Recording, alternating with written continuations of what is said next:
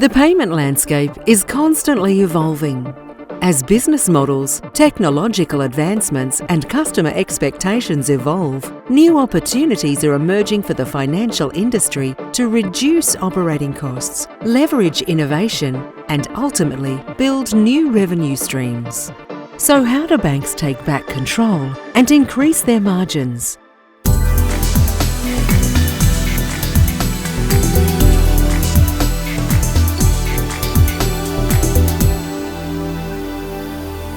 Like many industries, banking has seen an evolution in its business model and the ways in which banks operate. The business model for banks has changed quite a bit over the years. Traditionally, banks have had a lot of revenue from account fees, from interest rate margins, from FX margins, and a lot of those have been eroded over the years for a variety of reasons. And with this change, banks have seen increased pressures and tightening margins. At the same time, we've been seeing upward pressure on costs. There have been new regulatory burdens that have been introduced, as well as labor costs that have been increasing. IT costs in some cases are increasing. The introduction of entirely new payment systems and payment types increasing, migration from one type to another type, and so on and so forth. So for a variety of reasons, those margins have been squeezed for a long time. So in order for banks to begin to recover those margins, there are really only two options. One is to begin to lower the cost again through a lot of hard work, and the other one is again to begin to increase the fees. For banks to recoup shrinking margins and boost profitability, making smarter choices around internal operations and reviewing how resource is best managed could result in greater margin efficiencies. So banks have seen a lot of pressure on that over the last few years. And they're responding to this, and they're also looking at reducing costs by introducing newer technological advances, such as moving things into the cloud, such as outsourcing arrangements, and so on and so forth. So while the market has moved forward, so has the banking industry.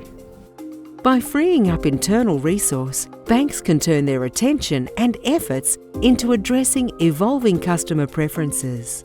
Those that don't embrace emerging technologies, such as real-time payments or buy now, pay later services, could soon be disconnected from the expectations of the modern consumer and risk lost revenue in the future.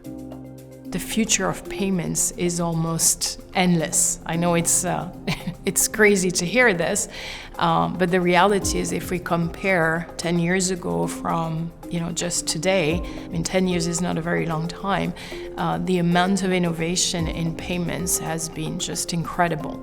Instant payments, real-time payments have provided that path to innovation. And therefore it actually provides the foundation that banks need for decades to come to provide modern digital services that are relevant to their customers. Failure to provide those services mean that consumers, corporates and merchants will look elsewhere outside of the banking system for modern services and access to payments. If you think about newer forms of payments like buy now, pay later, if you look at the value proposition for that, very different or slightly different from what existed in the past, but it was something that merchants saw a lot of value for. And so in some of the early fees that we were seeing were almost double what was considered a high credit card fee. And the merchant was very willing to pay for that because they saw new revenue streams. They saw, reduced card abandonments and in more purchases. With payments progression and access to more data and customer insights, banks can also look to build better, deeper relationships with their customers and offer a more valuable experience. And with the modernization of technology, there's been more things that you can do with data, so more personalization. We have this research at EY where we talk about lifetime moments and understanding, is my consumer, buying a home? What are the signals and how can I help them with that? I think, the value, leading with value first is most important.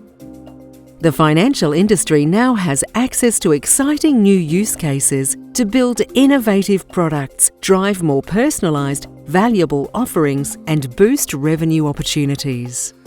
But where you make your money is the services that and the products that you put on top. And there's a lot of great use cases out there where, the need for immediate funds has it really kind of enhances the product, whether it's bill pay or earned wage access, or even on the, on loans to small business, right? So I think really the revenue comes when you build those new capabilities into your products and services.